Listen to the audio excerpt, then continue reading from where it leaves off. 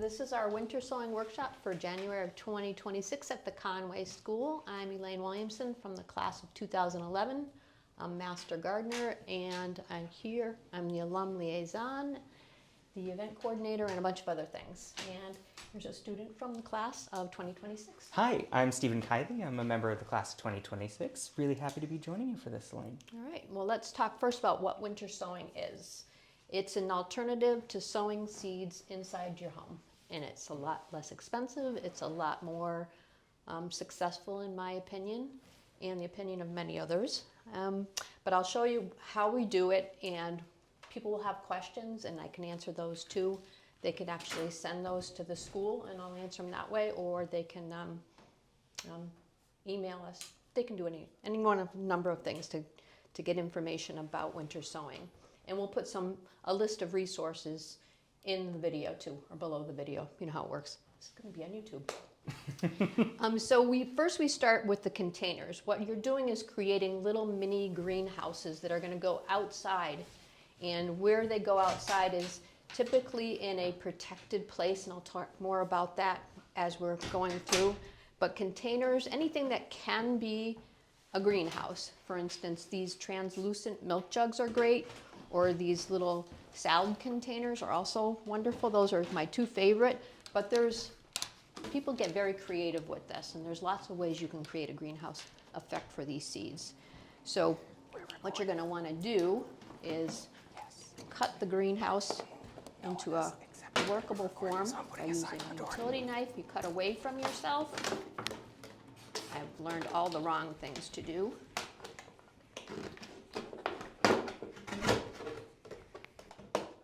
And you're going to leave a hinge on it near the handle.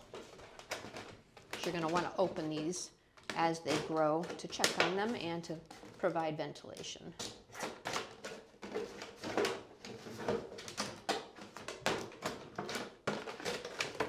Not quite yet. I have to speed this part up. Okay, so there should be a hinge there. And you're also going to create holes in the bottom.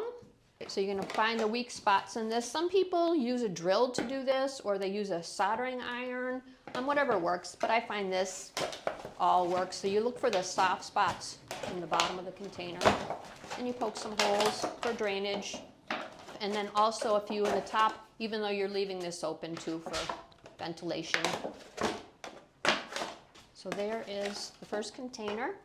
And I've pre-moistened some potting mix, and you're going to use not seed starting mix, but a decent potting mix. Last year we used something that had a very peaty texture to it, and it didn't work out so well. So this year we switched to a different potting mix. You can see there's a lot of organic matter here, and it's very loose. It's not too full of peat, good quality. And you're going to fill it up to about 3 inches or so. And I have pre-moistened all of the mix in here, but there's more watering containers for people to use to make sure it's properly moistened. So there's your, it's kind of like almost to the line, but not quite. And it is going to settle some, and you do want to tap it to make sure there's no air pockets. The goal is you're going to plant this like you would plant a seed anywhere. So you want good seed to soil contact. And Elaine, is there a reason you're doing 3 to 4 inches of soil in there? Is that depth, why is that depth really important? Just so there's room for the roots to grow, and so that it doesn't dry out as fast. Because one of the worst things that can happen to a winter sown container is that it can dry out. So the more soil you have in here, the less it's likely to dry out. So you want to have a good amount in there. So we've chosen some Asclepias incarnata swamp milkweed that was gathered in October. And it doesn't matter how heavily you sow these. And we usually get our seeds for free here at Conway, so we collect a lot of seeds. And there's quite a few in here. And you're going to sow them just like you would any seed. You're going to follow the directions on a package if you have a package. But if it's a thick seed, you sow it a little deeper. If it's not, if it's a very fine seed, you sow it with barely any soil on top. So there we have the seeds just plopped on top. And then I'm going to sprinkle a little bit more just on top to make sure they're adequately covered. And then I'm going to make sure we have a label, because that also is a problem where you think that you'll remember what you've sown and you don't. So I use paint pens or Sharpie industrial markers. They seem to last. They hold up to the sun the best.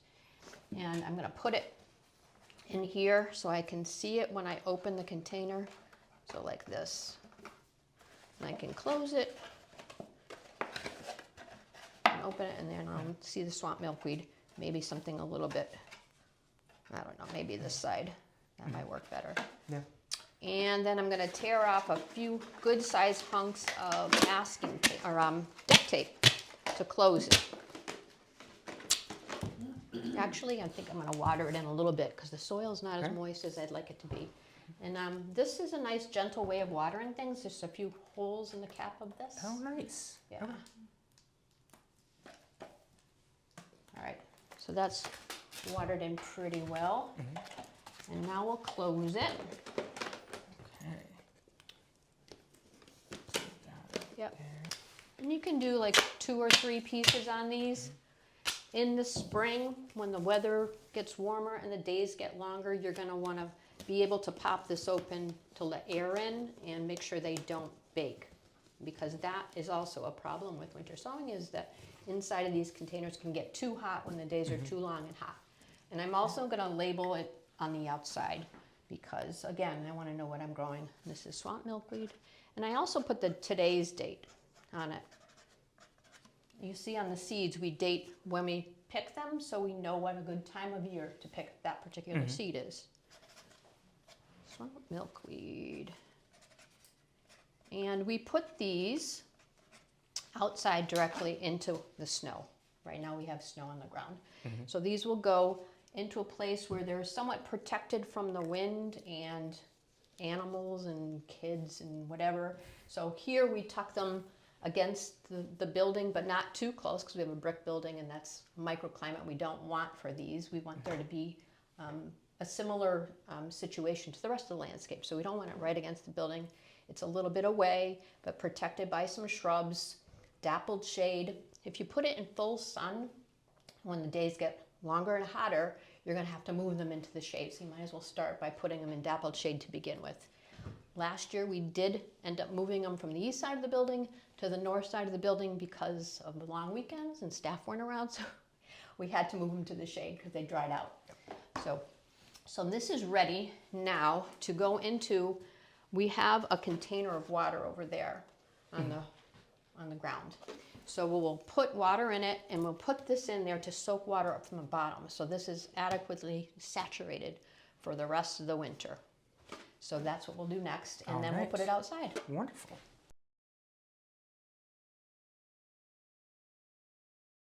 Yes, so the rain and snow will come into it. We've seen them be covered completely in ice. They'll turn into a solid block.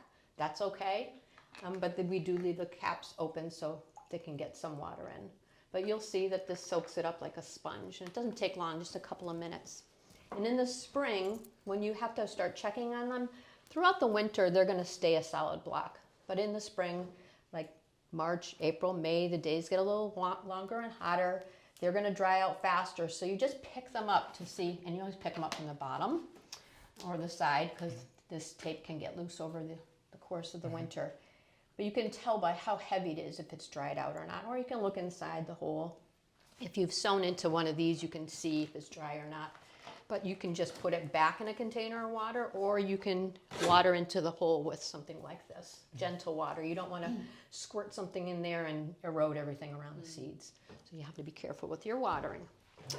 And these are all going to germinate over a pretty long period, because not everything's going to sprout at the same time, right? Right, especially if you have many different kinds of seeds. They're going to germinate when the weather says it's their time to germinate. If this swamp milkweed was growing out in the wild, it would germinate when the conditions were just right for it. So it's going to be the same in there. So it's just protected from the things that we like to protect this from are animals that like to eat the seeds, birds and wild animals, but also like crowding from other plants. So when you have an active full garden, you wouldn't want to direct sow some of these things because they'll get lost in the mix. So this makes it so you can planfully put these things back into your landscape in a way that you choose instead of just randomly direct sowing them.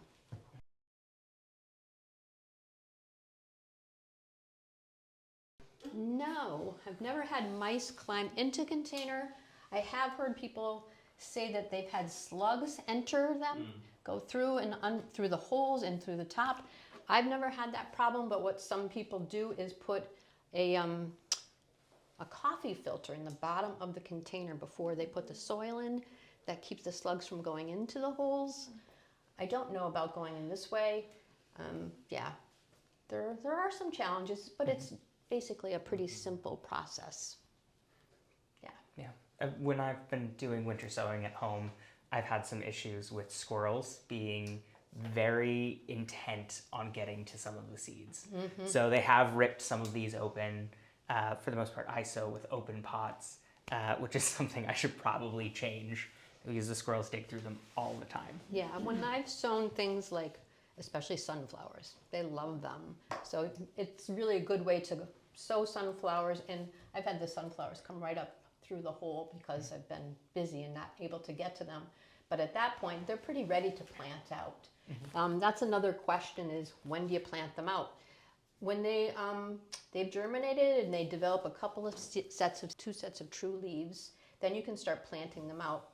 This will be fairly densely packed, so you can go in there with a knife and just cut it into like you're cutting a pan of brownies and just pull them out in chunks. Or you can tease them apart and plant them directly into the garden.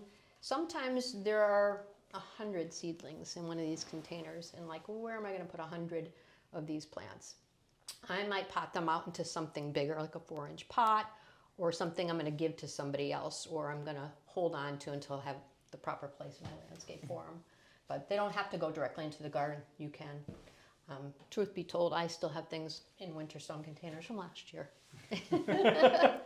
The covers are off, of course, because that's something that you do along the way when the days are longer and hotter. You might want to take that cover right off. If we're going to have a freezing night, I mean a solid freeze, like 28 or below, then you're going to want to throw a blanket over these. So you don't want them to freeze again once they've germinated inside. But you don't have to worry about that until germination. And are there any seeds that, we just sprinkled these swamp milkweed seeds just right in here and covered them with soil. Are there any other steps that some seeds might need before they go into the soil? Like scarification? This is going to do that for us. Scarification and stratification happens through this process. And freezing and thawing, it breaks open the seeds. So we don't have to do any of that. That's another wonderful part about winter sowing, is it saves us those steps.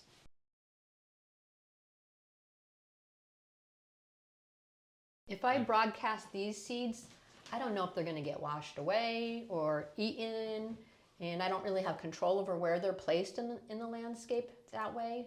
I mean, not complete control. This, I will have a little seedling in a pot that I can put right exactly where I want to place it. And when you do direct sow, sometimes they tend to like blow or wash into little clumps in your garden. So this is a much more planful way of doing the same thing.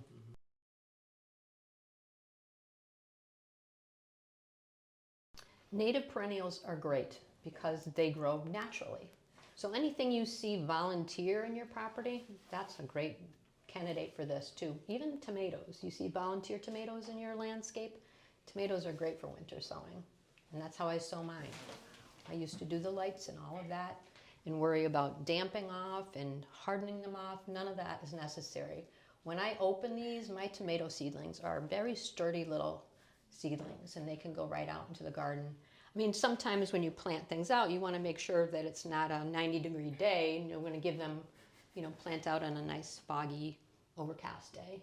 But they are much more strong than things that I would have planted indoors with lights and all of that. Other seedlings, the pawpaws. We've tried last year a few different trees, and we didn't think the pawpaws made it. We had them in a container like this because we didn't want to, we only put 1 or 2 seeds in there because we didn't want root competition, and pawpaws really resent root disturbance. So what we did was we planted them in there. Some people wrap the inside with brown paper and plant it into that, so when they take it out, the brown paper and all can go right into the ground, so you're not disturbing the root. Some people use like toilet paper or paper towel tubes and plant into that, so you're not disturbing the root. But we thought that those were dead. Nothing was happening until I think it was late in the season before graduation. We were like, there's pawpaws growing out there. And they've been totally neglected because all the other seedlings had been taken away and planted out, and people brought them home. And the pawpaws were just left because we thought they were dead. And then we went out there, and sure enough, there was pawpaws coming out. There are some that do look like they're not going to make it. I've had experience with some things like columbine, and they're very slow to germinate. And in May, I thought they were goners. That was just wasted. But just leaving them out in my landscape, I saw them germinate later on. So, but native perennials are great. Most perennial flowers are very good candidates. Even some annuals and tender annuals, but you might wait longer into the season because on the overnight, you might have a temperature that could kill the tender annuals. If you go online, there are many groups that do winter sowing. And the one that to follow on Facebook is called Winter Sowers - The Original. And that group has all kinds of people telling stories about their successes, but there's also tutorials and PDFs, all kinds of information available about what to sow and what works. And there are some things that people have found to be not so successful, like squashes. Don't seem to germinate super well with this. But, I mean, we've had very few failures with it. And most of the time we're getting our seeds for free, so it's like, it's fun to do these things, trial and error, and see what happens. And there are some other great organizations that also have resources like the Wild Seed Project. They have tons of great resources, especially about native plants here in the Northeast, and all of the germination codes too, because not all of these seeds are going to need the exact same thing like you were talking about earlier. So some seeds need to be out in this cold for 30 days. Some only need 10 days. Some need 90 days. And some of our shrubs like winterberry holly that everyone really loves this time of year with all of the red berries, they need 2 seasons. They need a warm season, then a cold season, then another warm season, and then another cold season, and then they'll germinate. I mean, we could try that today. We could sow some things like that and see what happens if we leave them in the container for 2 years. We just have to make sure we don't let them dry out. Yeah. And that's a question that comes up too. When can I start sowing these? And the rule is winter solstice. That's when people begin winter sowing, because the nights then are consistently cold. If you tried doing it in the fall, you might have some extra warm weather that could end up rotting the seeds. So you want to do it when the seeds are not at risk of freezing on an overnight. So January, February are the perfect times when people are cooped up in their houses to do winter sowing. And you can keep winter sowing the more tender plants farther into the spring, as long as the overnights are cold enough to provide that dormancy that some of these plants need. But Stephen's right, some of them take a lot longer to germinate than others, and they need the cold longer than others. But if you start them in December, you're getting at least, a couple of months under your belt before you want to try planting them out.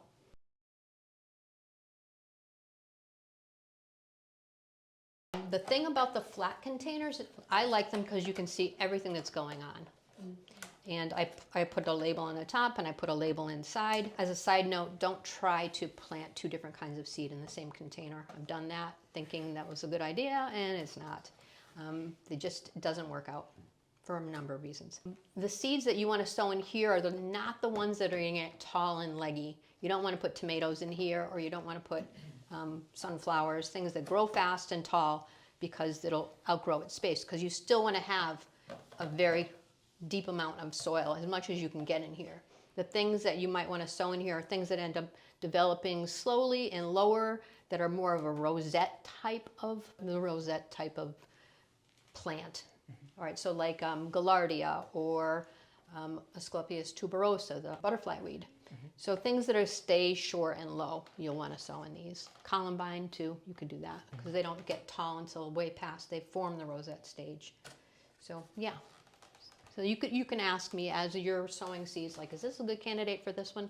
These are so much easier because you don't have to cut them apart with a utility knife. It's already got a hinge on it. And it's just a way of using some of these single-use plastics that are all over our lives, you know. It's a good way to make use of them.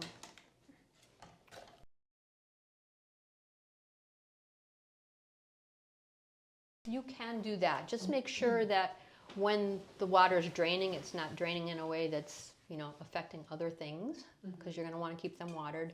And you don't want them in bright, hot sun either. So if you want to put them under an umbrella, or just like they're getting dappled shade somehow, you know, just direct hot sun will probably bake them. So you have to be kind of careful when it's on a patio or porch.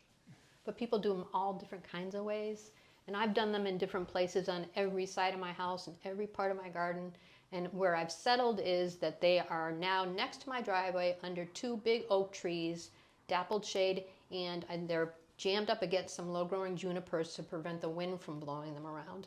And my last dog used to pick them up and trot off with them, so these were kind of out of his range, and he didn't like the pickiness of the junipers to put his nose in there, so that's where mine go now, is right next to the junipers.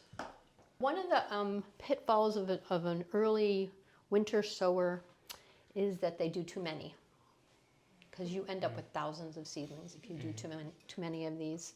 Yeah, it's easy to do, because some of these containers you'll end up with hundreds of little seedlings in them, and it's just too many plants for one person to manage.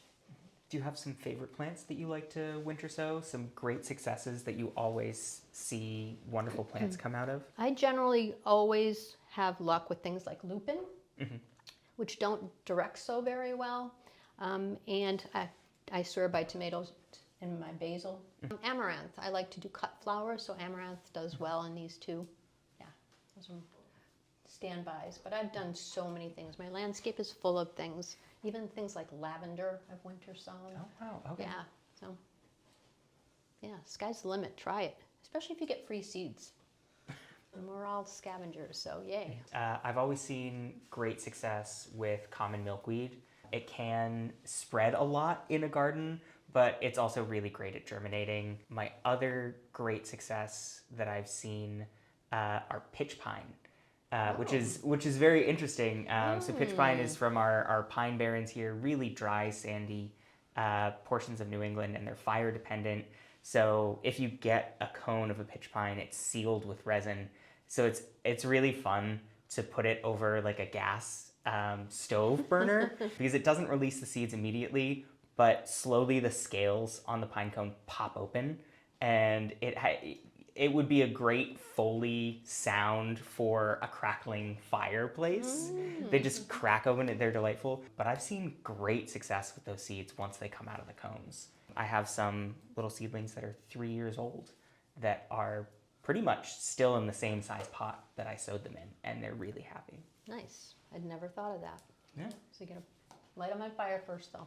Yes. It's a fun extra activity. Please be safe and follow all safety guidelines. Don't burn your house down, please and thank you. Thanks so much, Elaine, for all of your information. And thank you all for joining us with this video. Like Elaine said, if you have any questions, feel free to put them in the comments. Email the Conway School if you have those questions. And Roxy, if this is going on social media, definitely feel free to put questions in the comments below. Cool beans. Thank you.